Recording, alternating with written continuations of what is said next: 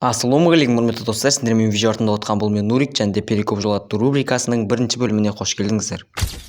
Достар, тақырыптан көріп отырғандарындай, бүгінгі видеода мен перекоп жолын Қазан серверінде түсіретін боламын. Сонымен қатар мен белгілі бір себептердің кесірінен ютубтан 2 айдай жоғалып кеткен болатынмын. В общем, енді қайтадан оралып, сендерге кереметтей контенттер жасайтын боламын.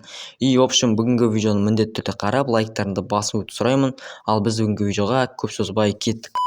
Ал бізде Қазан серверіне келетін болсақ, ол жақта бізде онша қатты заттар жоқ, көріп отырғандарындай, бірақ менің левелім 26 левел достар. Енді бізде мына жақта автопаркін таныстырып кетейін. Бұл жақта бар жоғы 3 машина, үшеуі де бізде низкий класстың машиналары. Бізде бұларды шығаратын права жоқ, сондықтан біз әрине Black Pass заданияларды орындай беретін боламыз. Мінекей достар, біз Black Pass'тағы кейбір заданияларды орындап тастаған болатынбыз. Көріп отырғандарындай, мінекей 2 адаммен қол алу және біреуге букет цветей сыйлау.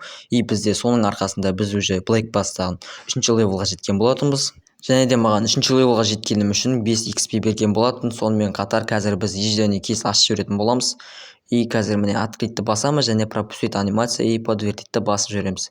Бізге достар 3000 рублей түскен болатын. Сонымен қатар маған 20 рет ежедневный кейс ашқаным үшін бір бомжа кейс берген болатын. Оны әрине Давидшаға кіріп забрать етеміз. Содан кейін барып жаңаға берген 3000 рублейді, содан кейін 5 XP-ді, содан кейін 2500 рублейді. Мына жақта бізде права категория В бар екен. Оны алмастан бұрын VIP Gold'ты алып алайық. Міне права категория В-ны алып аламыз. Жаңаға біздің кейсімізға кезек берейік. Көріп отырғандарындай бомжа кейс.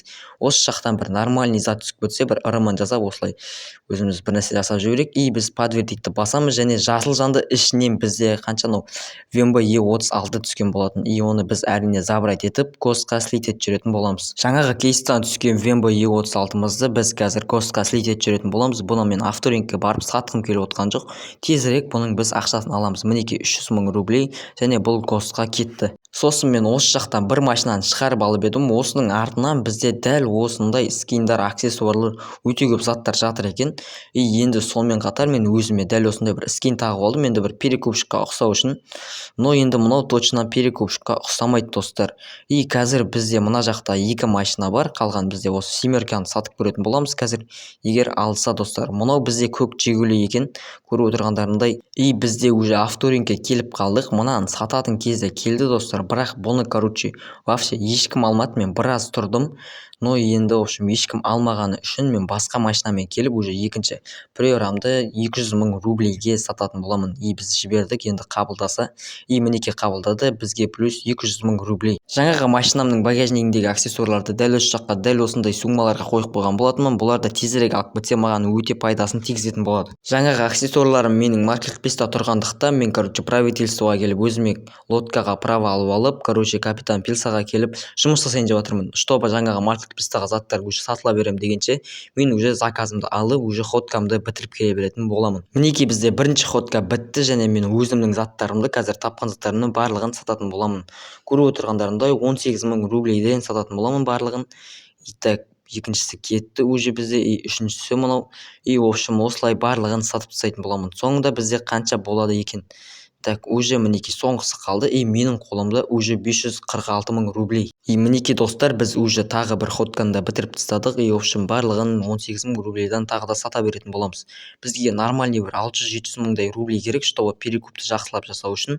Бізде мінекей екеуі ғана қалды, біреу кетті, ал енді соңғысы ғана қалды. В общем болды, барлығын сатып тастадым. Мен 2 ходканы бітіремін дегенше мына жақтағы аксессуарлар өтіп кете ма десем, бірақ қайдағы достар, біреуі де өтпеді. Сондықтан мен бұлардың бағасын кішкене түсіріп қойған болатынмын. Қазір біз дәл осы жерден семерканы шығарып алып, авторинкке барып, бұны сататын боламыз. В общем бұны 150 000 рублей или 200 000 рублейге сұрап тұрса, сразу бере берем деген ойдамын. Но енді өткеніне қарайтын боламыз. Мен уже авторинкке келемін дегенше мына жақтағы 2 аксессуарым өтіп кеткен болатын. Біреуі черный кейс, ал екіншісі болса попугай на плечо деген.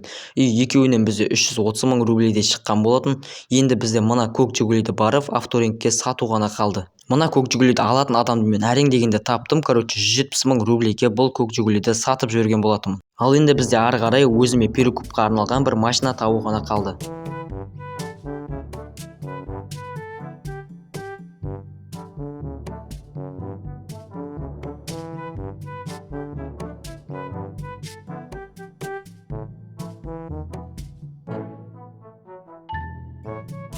Авторингтен перекупқа арналған машинаны в общем вообще таппадым. И содан кейін мына жақта бізде уже бомжа кейс беріп жатыр, яғни ойында 2 сағат отқанымыз үшін бізге бомжа кейс беретін болады.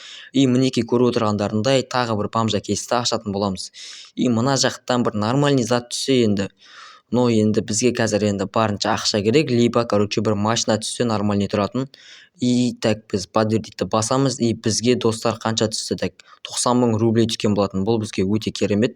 Енді біз давечадан бұны алып алатын боламыз. И в общем достар, мінекей көріп отырғандарындай мен сразу блэкджектен бастадым, және менің қолымда 20 очко, дилерде 16 очко, және мен ұтып кеткен болатынмын.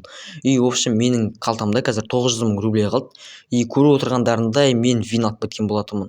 Және де мен тағы бір рет в общем мінекей көріп отырғандарда ойнадым, және ол жақта да тағы бір рет вин алып кеткен болатынмын. И в общем көріп отырғандарындай қолымда 1,5 миллион. И егер де қазір мен осыны ұтатын болсам достар, менің қолымда 2,1 миллион рублей болады. И көріп отырғандарындай менің қолымда 2,1 миллион рублей, және де мен осы казинодан просто зытып кететін боламын. Маркетплейсқа кеше қойған аксессуарым өтіп кетіпті, яғни мен кеше 3-4 аксессуар қойған болатынмын. Соның біреуі яғни маска кредита деген өтті, и менің қолымда 2,2 миллион рублей. Таң азанымен авторингке келсем, мына жақта короче бізде Vemba E38 сатылып жатыр. Бұл жақта короче Nitro 10X бар, және бұл жақта ешқандай спорт немесе дрифт прошивкалар вообще қойылмаған. И в общем мен бұдан крайын сұрадым, бұл бізге 550 мыңға go деді, и мен де соған қарамастан go дедім. В общем барынша түсіріп көрдім, бірақ бұл түспеді. И в общем мінекей 550 мың рублейға біз осы машинаны сатып алатын боламыз. Жаңа қалған Vemba E38-ме в общем мына жақтағы бір номерді тақып қойдым российский, чтобы скучно болып тұрмас үшін, яғни нормальный болып көрініп тұру үшін. В общем енді мынаны қазір біз примерно перекуп қылып енді әдемі бағаға сататын боламыз. Дәл осылай ішінде бар заттардың барлығын жазып, в общем бағамызды қоятын боламыз. Менің қойған бағам 850 мың рублей. Енді достар, осы ақшаға алатын адам тауып алсам өте керемет болар еді. Енді мінекей достар, арада бар жоғы бір 5-10 минут өтіп, мына жақта короче алатын адам табылды. И көріп отырғандарында мен бұған 850 мың рублейге сатқан болатынмын. И маған уже 300 мың рублей плюс достар.